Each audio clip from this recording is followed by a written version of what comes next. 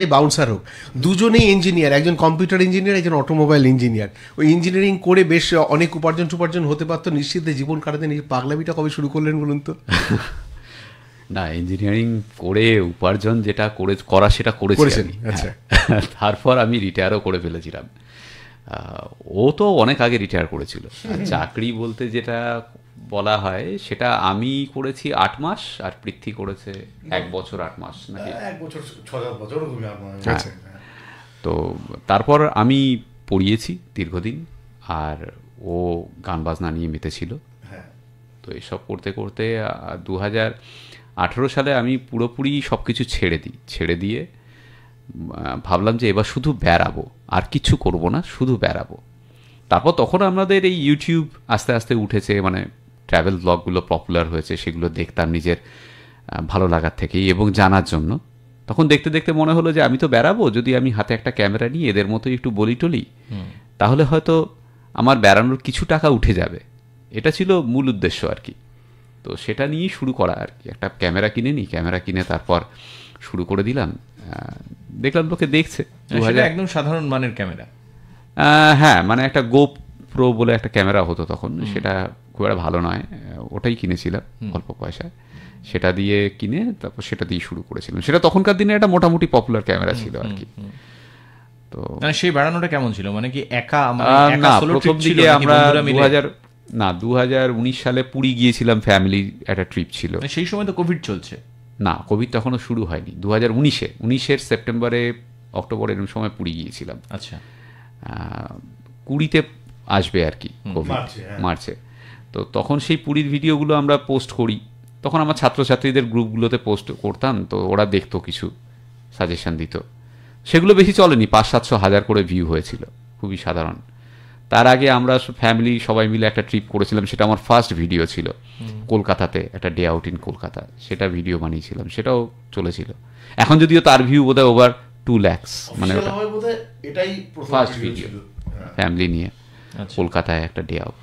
তারপর পুরীর ভিডিওগুলো আসে। তারপর জানুয়ারি মাসে আমি বন্ধুদের সঙ্গে সিকিম গিয়েছিলাম, তার ভিডিও দিই, সেগুলোই মোটামুটি চলে। কিন্তু মার্চ মাসে তখন কলকাতায় একটা ওয়াটার বাস চালু হলো, সেটা কলকাতা থেকে গঙ্গাসাগর। তখন কলকাতা থেকে গঙ্গাসাগর সরাসরি যাওয়ার ওই একটা জলযান প্রথম চালু হলো, ওটা আমি কভার করেছিলাম। আমার মনে আছে খুব সম্ভবত মার্চের 13-14 তারিখ ওই ভিডিওটা আমি পোস্ট করি, অ্যান্ড ওভারনাইট ওটা ল্যাক্স অফ ভিউজ হয় আর কি। তো সকালবেলা উঠে দেখছি, ওরে বাবা, এত ভিউ হয়ে গেছে। সেটা আপনি আশা করতে পারেননি? না, আশা করতে পারিনি।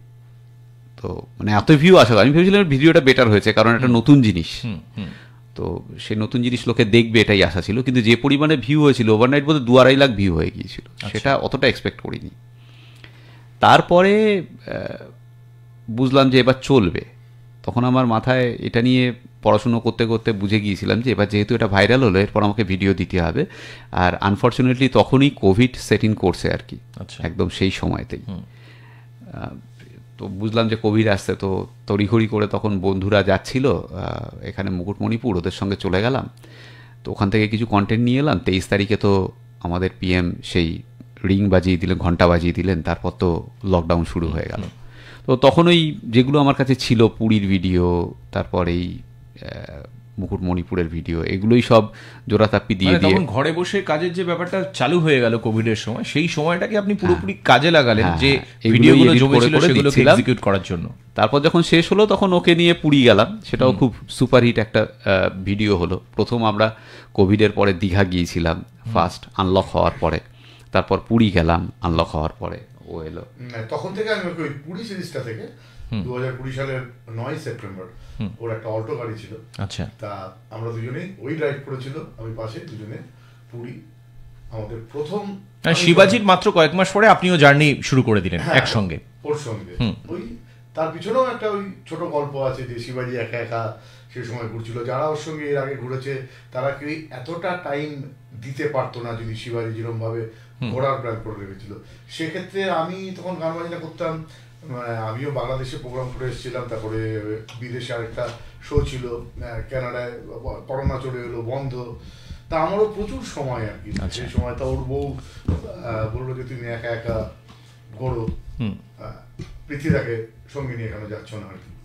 ব্যাস তারপরে শিবাজি আমাকে বললাম চল বেরিয়ে পড়ি। না, ও প্রথমে কিন্তু বেড়ানোর জন্যই গিয়েছিল, ও ভিডিওটা ও তখন বুঝতো না। আমি ভিডিও করতে যাচ্ছি, ও সঙ্গে আমার সঙ্গে বেড়াতে যাচ্ছে। এবার ভিডিওতে পার্টিসিপেট করার ব্যাপারটা ওর মাথায় তখন নেই, বা অ্যাক্টিভলি ও ব্যাপারটা বোঝেও নি। তো আফটার লং টাইম ও এটা রিয়েলাইজ করেছিল যে না, এই ভিডিও ব্যাপারটা কি, বা YouTube, social media, travel blog, এগুলো ল্যাটার অন হি রিয়েলাইজড, এবং তারপর থেকে অ্যাক্টিভলি পার্টিসিপেট করে। মানে ওটাও করতে করতে ওর 1 বছর ঘুরে গিয়েছিল। আমার একটা কথা জানতে ভীষণভাবে ইচ্ছে করছে শিবাজি এবং পৃথ্বীজিৎ দুজনের কাছ থেকে, যে এই যে প্রথমে শুরুটা হলো এবং শুরু থেকে একদম কনসেন্ট্রেট করে যে আমি এটাকেই আগামী সময় নিয়ে যাব, আমার কেরিয়ার হোক, এখান থেকে আমার অর্থোপার্জন হোক, এই জায়গাটা কি, মানে এটা করতে গেলে তো অনেকটা মনের জোর লাগে, অনেকটা কনফিডেন্স লাগে। মানে হঠাৎ করে আমি শখে করছি, অ্যামেচার হয়ে কিছু করলাম, কিছু হয়তো সেখান থেকে ফিনান্সিয়াল বেনিফিট হলো, সেটা তো নয়, কিন্তু এইটাকে নিয়ে পথ চলা, এটা কিভাবে সম্ভব হলো এবং কোন সময় থেকে সম্ভব হলো, কতদিন পরে সম্ভব হলো? এখানে একটা কথা বলবো আমি, যে আমি যখন যাই করেছি, আমি কিন্তু 100% প্রফেশনালি করেছি। মানে জীবনে অনেকগুলো কিছু করেছি এবং সব কিছুতেই, মানে এটা নিজের বড়াই নয়, বাট আই এম সাকসেসফুল 100%। তো এটাও যখন শুরু করেছিলাম তখন কিন্তু আমি প্রফেশনাল ছিলাম এ ব্যাপারে। যদি কিছু করতে হয় আমাকে প্রফেশনালি করতে হবে, এ ব্যাপারটা আমার মাথায় ছিল। সো টেকনিক্যাল নলেজ অ্যাকোয়ার করাটা আমি একদম প্রফেশনালদের মতোই করেছিলাম প্রথমে। এই ইউটিউব অ্যালগোরিদমটাকে ঘাটা, ইউটিউবটাকে বোঝা, সোশ্যাল মিডিয়াটাকে বোঝা, সেন্টিমেন্ট বোঝা, নার্ভ বোঝা, দর্শকদের বোঝা, এগুলোও কিন্তু প্রফেশনালি সব করেছি। টপিক চুজ করা, সেটা খুব ভাইটাল। লোকজনদের সঙ্গে কিভাবে কানেক্ট করা যায়, বেঙ্গলি সেন্টিমেন্ট, এগুলো খুব মাইনিউটলি স্টাডি করেছি, প্রফেশনালি বুঝেছি এবং তারপর সেটাকে ইমপ্লিমেন্ট করেছি। এটা 1 নম্বর। 2 নম্বর হচ্ছে যে খাটাখাটনি, সেটা তো আছেই। আমাদের এখানে উপরি পাওনা হচ্ছে বেড়ানোর আনন্দ আছে, পরিবেশ পরিস্থিতি চেঞ্জ হচ্ছে প্রত্যেকবার, একই অফিসে আমাকে যেতে হচ্ছে না, যেটা আমি প্রথম থেকে হেড করি, যে জন্য আমি চাকরি করিনি, ঠিক আছে। তো এই বেড়ানোর আনন্দ আছে, সেই সঙ্গে একটা প্রফেশন, সেই সঙ্গে টাকা পয়সা ইনকাম, সেই সঙ্গে এগুলো তো আছেই। তো সব মিলিয়ে মিশিয়ে ব্যাপারটা দাঁড়িয়েছে আর কি। কিন্তু আমার একটা কথা এ ব্যাপারে কোনো সন্দেহ নেই, যে কোনো কিছুতে যদি আমি নামি বা অন্য কেউ নামে, এটার মধ্যে 100% একটা প্রফেশনালিজম থাকতে হবে, না হলে সাকসেস হয় না, কখনো হয় না। প্রফেশনালি করলেই হবে। তো সেটা এই যে দুজনে মিলে মানে জুটিতে লুটির মতন করে বেড়ানো হচ্ছে, রদ দেখা কলা বেচার মতন বেড়ানো হচ্ছে মানুষকে। আমরা বলতে পারি, আপনি আজ শিবাজি আকাশবাণীতে ঢোকা থেকে দেখছেন, মানুষকে প্রায় পাগল করে ছেলেছেন, ঠিক আছে। এ বলছে ও আপনার ওইটা দেখেছি, ও বলছে আমি অমুক জায়গায় বেড়াতে গেছি, ইত্যাদি প্রভৃতি অনেক গল্প, মানে সেসব গল্প প্রচুর বলা যাবে অন্য সুযোগ পেয়ে গেলে। একই সঙ্গে উপার্জনটাও হচ্ছে। এই যে একেবারে ত্রিফলা, যেটা আপনারা আপনাদের ভ্লগগুলোর মাধ্যমে করছেন, আমি পেশাদারিত্ব মানছি, প্যাশন, সেটা এইটা দুজনের কার কিরকম, মানে কে কোন অ্যাঙ্গেল থেকে ব্যাপারটাকে দেখেন। ধরুন কারো সূর্য ওঠা দেখতে ভালো লাগে, আর কারো সূর্য ওঠার সঙ্গে সঙ্গে হাতে 1 কাপ গরম চা বা কফিটা হলে ভালো লাগে। এই যে প্যাশনের বিভিন্ন দিকগুলো আছে, এইটা কার কিরকম? দুজনেই, মানে পৃথ্বীজি বলুন, আপনি বিশেষ করে শিল্পী, গানের লোক। প্যাশন বলতে দেখুন, ঘুরে বেড়ানোটা এটা তো একটা ছোটবেলা থেকেই একটা পছন্দের বিষয় ছিল। যেমন গানটা ভালো লাগার বিষয় ছিল, তেমন ঘুরে বেড়ানোটাও ভালো লাগার বিষয় ছিল। কিন্তু ঘুরে বেড়াবো এবং তার সঙ্গে ভিডিও করব বা ফিল্মিং করব বা এই ধরনের একটা জায়গায় এসে আজকে দাঁড়াবো, সেটা সম্পূর্ণ শিবাজির জন্যই আর কি। শিবাজির সঙ্গে আলাপ হওয়ার পরে আমি একটা অন্য আঙ্গিক দিয়ে ব্যাপারটা বিচার করবো, মানে দেখলাম আর কি, যেটা শিবাজি প্রথমে বললো যে হ্যাঁ আমি ব্যাপারটা নিয়ে অতটা প্রথমে সিরিয়াস ছিলাম না আর কি। মানে এখন শুনতে ব্যাপারটা মজা লাগে। শিবাজি অনেক জায়গায় বলেওছে যে দুপুরবেলা সারাদিন ঘুরেছি, প্রচন্ড খিদে পেয়েছে, আমি খেতে বসবো, সামনে গরম গরম মুরগির ঝোল আর ভাত, আমি খেতে যাবো, তুলেছি, সবাই আসবে, এই দাঁড়া এখন খাওয়া যাবে না। কি হলো রে দাদা, আগে আমাকে পুরো ভিডিও, তুই ভাতে হাত দিলি কেন, তুই ওটা তুললি কেন, আমাকে আগে সব ছবি তুলতে হবে, সব শুট করতে হবে, তারপর তুই খাবি। আর হোমওয়ার্ক দিয়েই দেখো, আমি ব্যাপারটাকে তখনও এইভাবে নিতাম আর কি। তারপরে একটা সময় জিনিসটা হতে হতে হতে হতে ভালো লাগা, এবং বহু মানুষ এসে বলছেন যে না আমাদেরকে দেখেন, আমাদেরকে চেনেন, এবং নতুন নতুন জায়গায় ঘোরা, এবং সেটাও নিজের ছোটবেলার বন্ধুর সঙ্গে এনজয় করে। সেটা তো একটা আলাদা মজা, সেটা প্যাশন। কিন্তু আরেকটা ব্যাপার শিবাজি যেটা বললো, সে আমি তার সূত্র ধরে আরেকটা জিনিস ক্লিয়ার করতে চাই, যে আমরা কিন্তু শুরুর থেকেই যখন ইউটিউবটা শিবাজি করেছে এবং আমাকেও যখন ও জয়েন করেছে, তখন ও শুরু থেকে আমাকে এটা বুঝিয়ে দিয়েছে, মাথায় ঢুকিয়ে দিয়েছে যে দেখ এটা কিন্তু আমাদের ব্যবসা, আমরা ইনভেস্ট করছি, কাজেই আমরা এখান থেকে আর্ন করার চেষ্টা করব। মানে ইদানিংকালে অনেকেই দেখি আমাদেরকে বলেন যে আপনারা দাদা ব্যবসায়ী হয়ে যাচ্ছেন, আপনারা আগে শুধু ট্রাভেল ব্লগ করতেন, সেটা অনেক ভালো ছিল, কিন্তু তাদের হয়তো কোনো আইডিয়া নেই যে একটা ইউরোপ ট্যুর করতে গেলে কত পয়সা লাগে, বা একটা ওটা ট্যুর নিজেদের পয়সা দিয়ে আমাদের সেটা এককালে করতে হয়েছে, এবং তার আগে যে ইনভেস্ট সেটা তো তুলবই আর কি। তো এবার এখানে হ্যাঁ শিবাজি, হ্যাঁ আমার কথা শোনা যাচ্ছে তো? পরিষ্কার। প্যাশন, হ্যাঁ অবশ্যই আমি প্যাশনেট বেড়ানোর ব্যাপারে।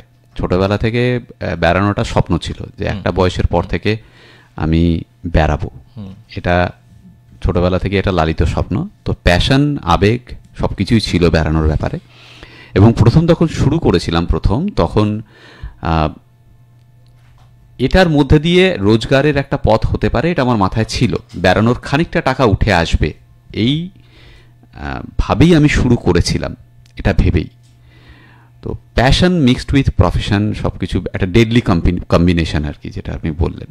তো প্যাশন ছিল, এবং ক্যামেরা ধরা বা সাউন্ড এগুলো তো আগে আমি জানতাম না, এগুলো আমি শিখেছিলাম এই সময়টায় সবচেয়ে বেশি। তার আগেও একটু শিখেছিলাম, যখন আমি আমার কোর্সগুলোকে রেকর্ড করেছিলাম তখন এডিটিং শিখে ফেলেছিলাম। তো এগুলো প্যাশনেটলি শিখেছিলাম এই ভিডিওটা করার জন্য, ঠিক আছে, আরও ভালো করে। বেশ, আমরা একটু শুনবো। আমরা শিবাজি এবং পৃথ্বীজিতের সঙ্গে কথা বলার জন্য অপেক্ষা করছেন। আমাদের বন্ধু রয়েছেন 22488085। নমস্কার, কে আছেন? নমস্কার, হ্যাঁ, কার সাথে কথা বলছি? বিহারা থেকে অনিমেষ ভট্টাচার্য কথা বলছি। আমার দুটি প্রশ্ন আছে। যদি কেউ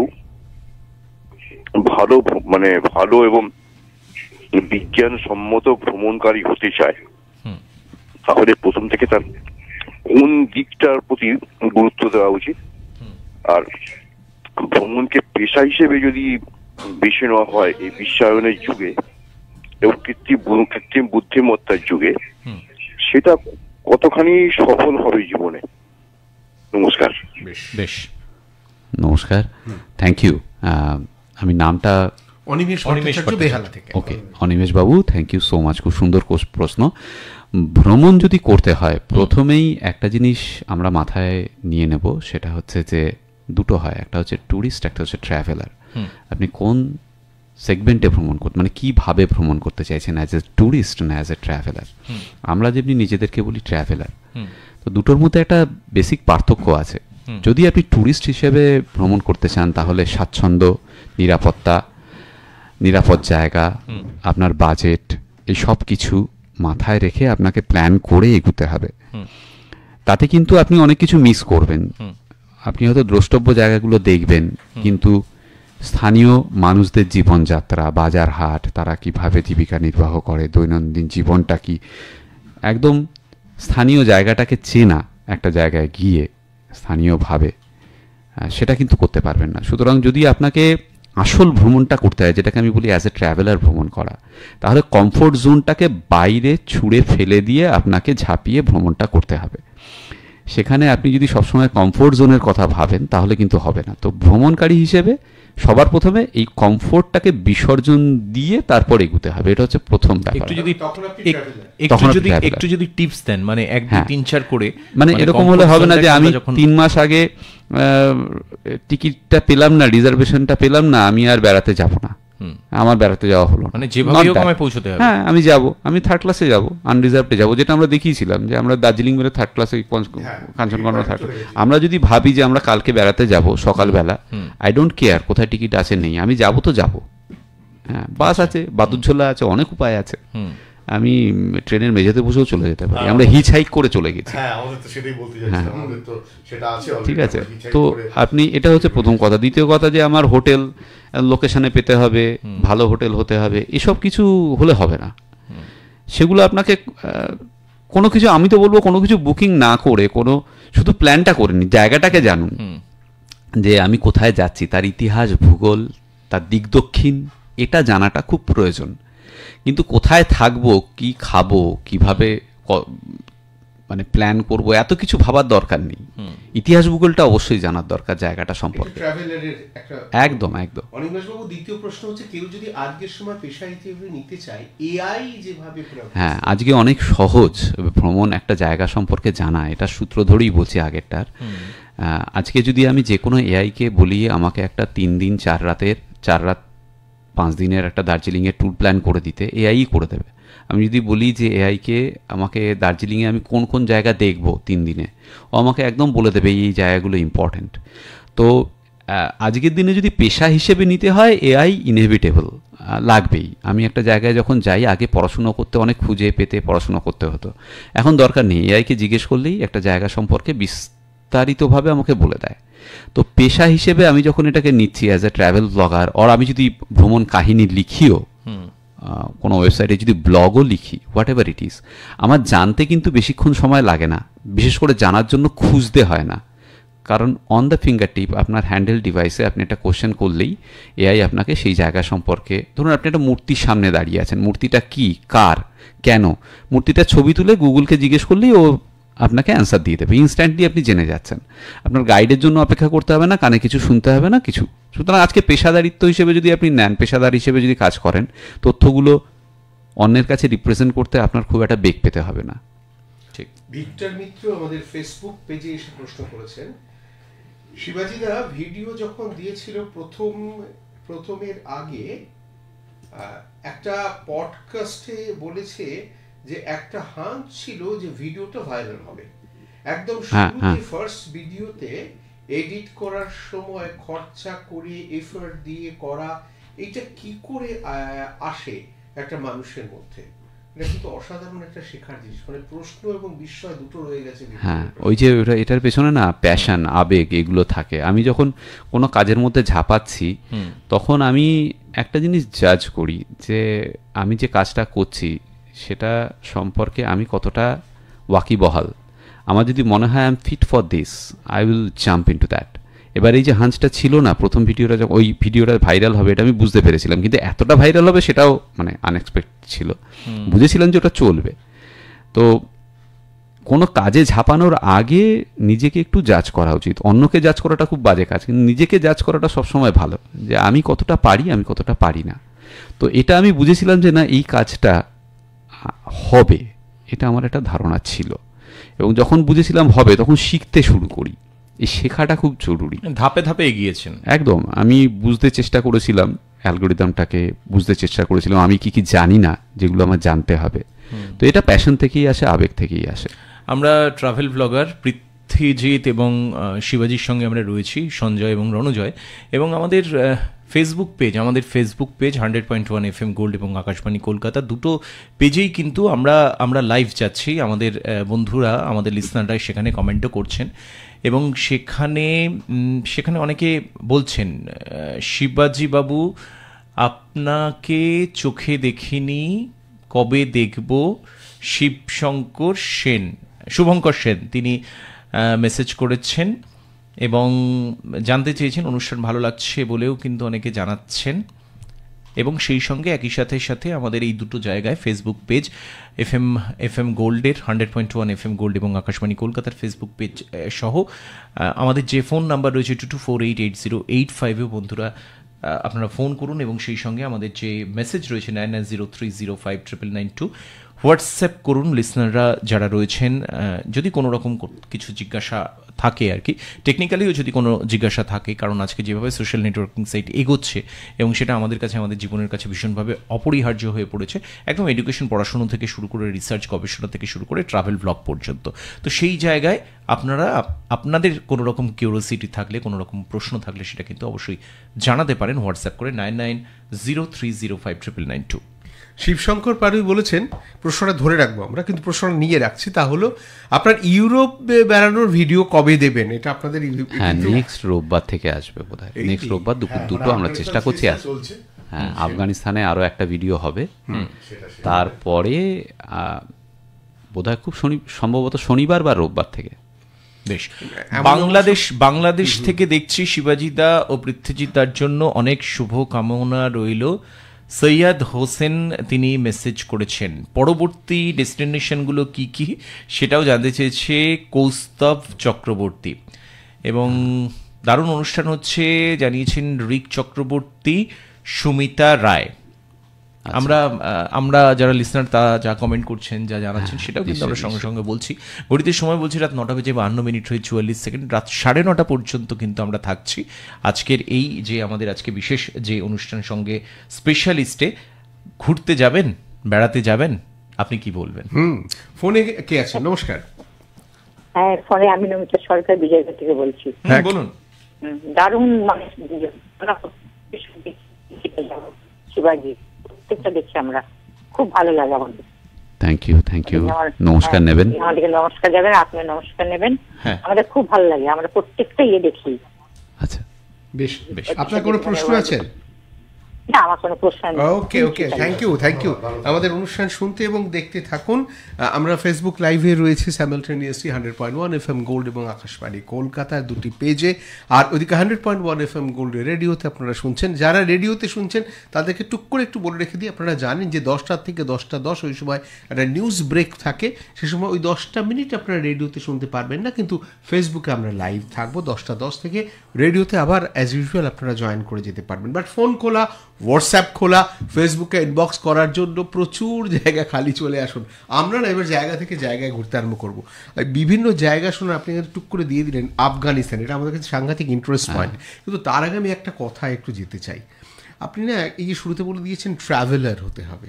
আচ্ছা, ট্রাভেলার হতে গেলে কেউ চান একা বেড়াতে, একেবারে ধরুন ফ্যামিলি 2জন বা 3জন, কখনো কেউ সিঙ্গেল, আবার কেউ পছন্দ করেন টিমের মধ্যে বেড়াতে। আবার টিমের মধ্যে বেড়াতে গেলে স্বাধীনতা নষ্ট হয়। এর মধ্যে মানে কিভাবে আমি বেস্টটাকে বা বেটারটাকে বেছে নেব? এটা দুটোর জিনিসেরই প্রস অ্যান্ড কনস রয়েছে, সুবিধা অসুবিধে রয়েছে। আপনি যদি ইন্ডিভিজুয়ালি একা বেড়াতে চান সেটাও খুব ভালো। আবার অনেক মানুষের কম্পালশন রয়েছে, যারা একা বেড়াতে হয়তো নানান কারণে পারেন না, তাদের পক্ষে গ্রুপ ফেভারেবল। তো এটা একটু বিস্তারিতভাবে ডিসকাস করা উচিত, জানা উচিত, বোঝা উচিত। আমরা যখন প্রথমে বেড়াতাম, আমরা নিজেরাই বেড়াচ্ছি, আজকাল আমরা গ্রুপ ট্যুরও করছি, ঠিক আছে? তো এবার গ্রুপ কাদের জন্য সুবিধাজনক এটা বুঝতে হবে। আজকাল যদি আপনি বিশেষ করে বিদেশে বেড়ানোর ক্ষেত্রে আমি তো বলবো ফেভারেবল হচ্ছে গ্রুপ ট্যুর, বা যারা বয়স্ক বিশেষ করে তাদের জন্য, একদম যারা বয়স্ক তাদের জন্য। কারণ কি, এই কদিন আগে আমরা যখন বিদেশে ছিলাম, বিদেশে বেড়াতে গেলে আপনার লোকাল ট্রান্সপোর্ট সেটাকে বোঝা, সেই সিস্টেমটাকে বোঝা, টিকিটিং সিস্টেম সেটাকে বোঝা, এই সব কিছুর জন্য কিন্তু আপনার মোবাইল ফোন প্রয়োজন। আপনি বিদেশে টাকা খরচা করবেন, ক্রেডিট কার্ডটা কিভাবে ব্যবহার করবেন, কোন কার্ড সবচেয়ে ভালো হবে, কোথায় থাকবেন, এই জিনিসগুলো একজন বয়স্ক লোকের পক্ষে বোঝা খুব কষ্টকর হয় যখন তারা মোবাইল স্যাভি নন।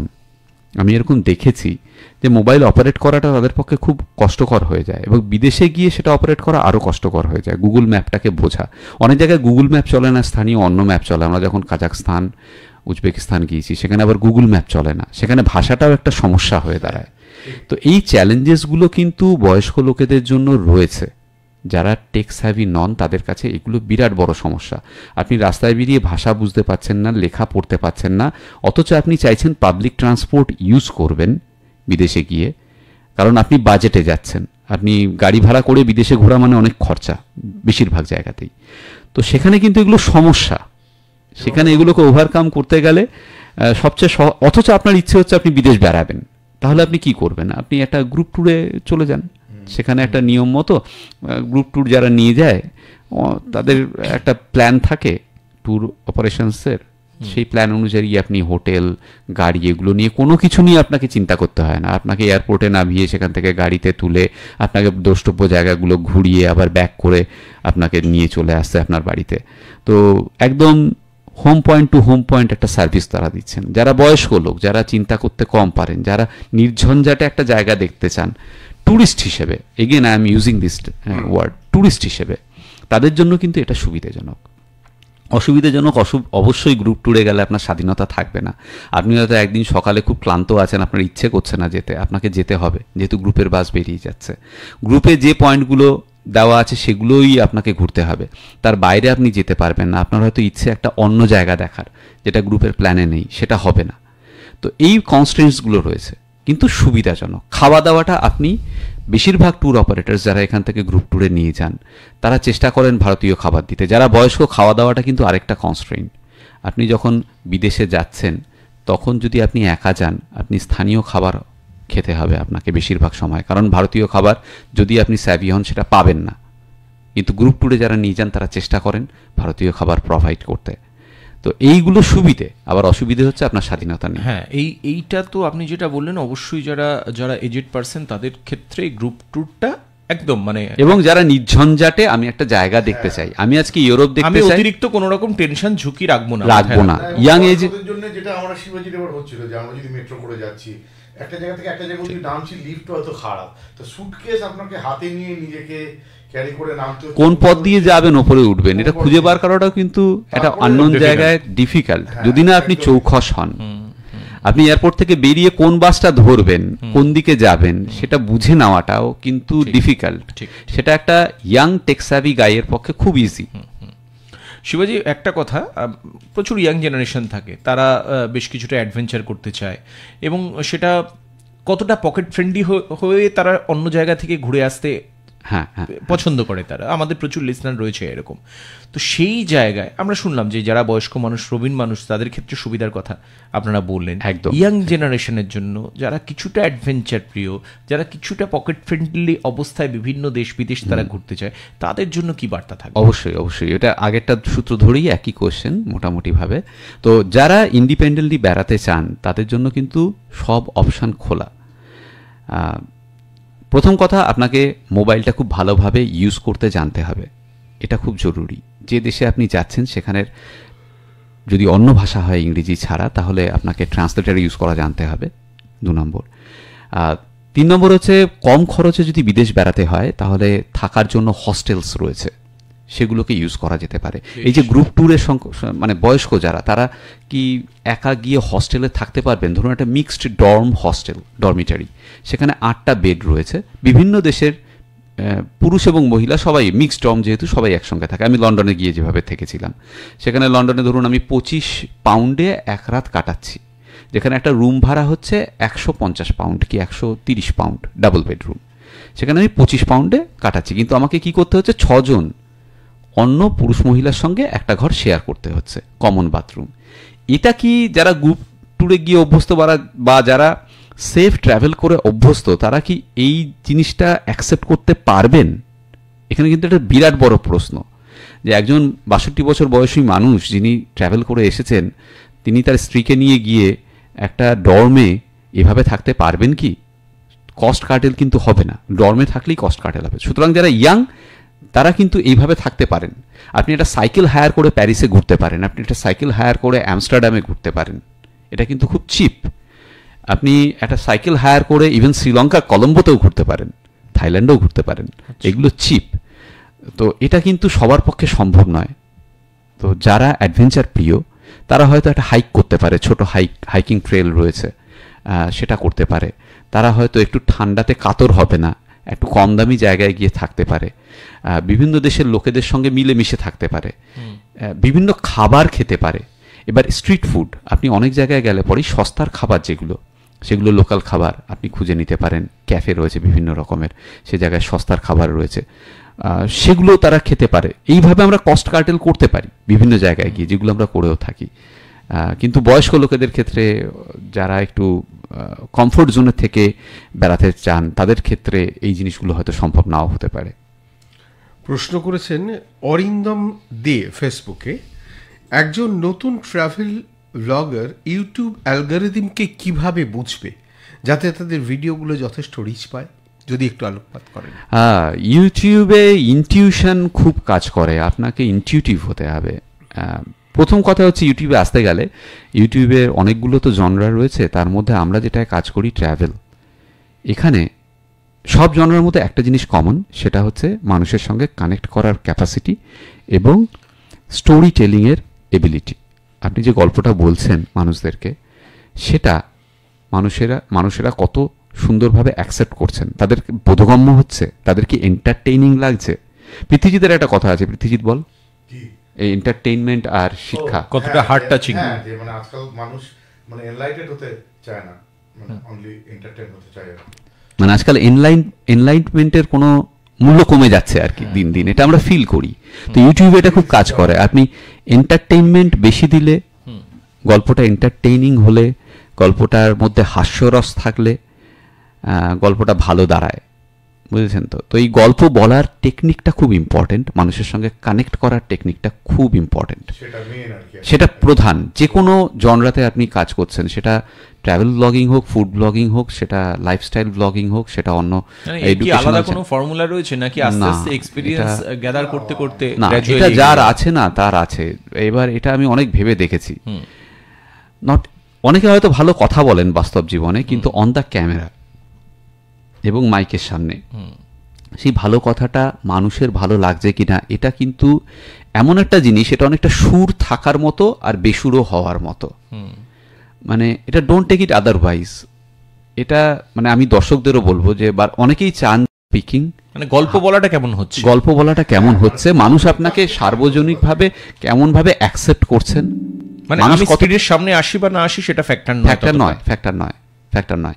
মানুষের সংসারের একজন হিসেবে আপনাকে উনি মনে করছেন কি না, ঠিক আছে, নিজের লোক মনে করছেন কিনা, এটা খুব ইম্পর্টেন্ট। এটা সবার প্রথমে ভাবতে হবে। রিচ বাড়াতে গেলে আমি ভিডিও বানিয়ে গেলাম, খুব ভালো এডিটিং করলাম, খুব ভালো সাউন্ড হলো, খুব ভালো ব্যাকগ্রাউন্ড মিউজিক হলো, এগুলো আছে, এগুলো পরের কথা। আগে গল্প, আগে স্টোরি টেলিং, আগে মানুষের সঙ্গে কানেক্ট করা, এটা কিন্তু খুব ইম্পর্টেন্ট, এটা খুবই ইম্পর্টেন্ট, এটা সবার আগে।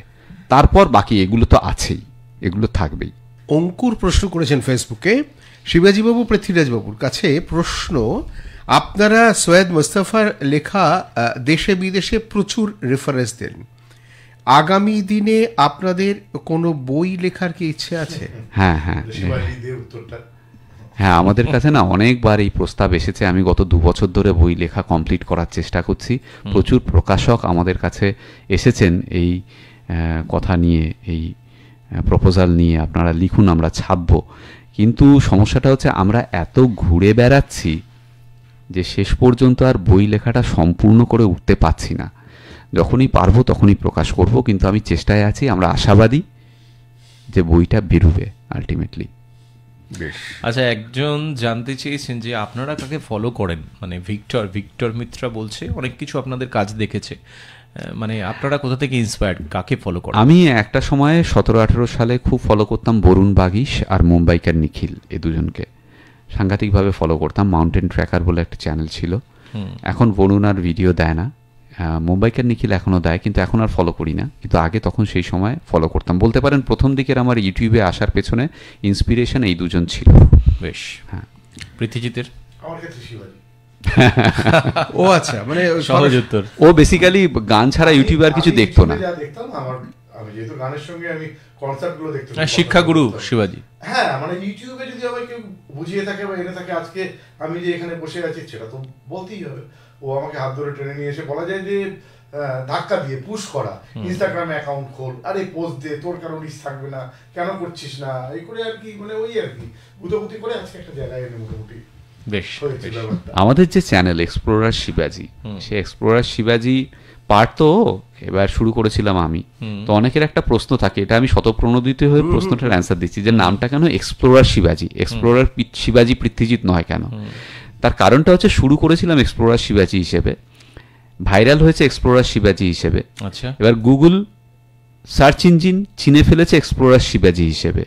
এবার আমি যদি এখন পৃথ্বীজিতের নামটা ঢোকাই, মানে আমাদের চ্যানেলের নাম চেঞ্জ করি, that will B A blunder.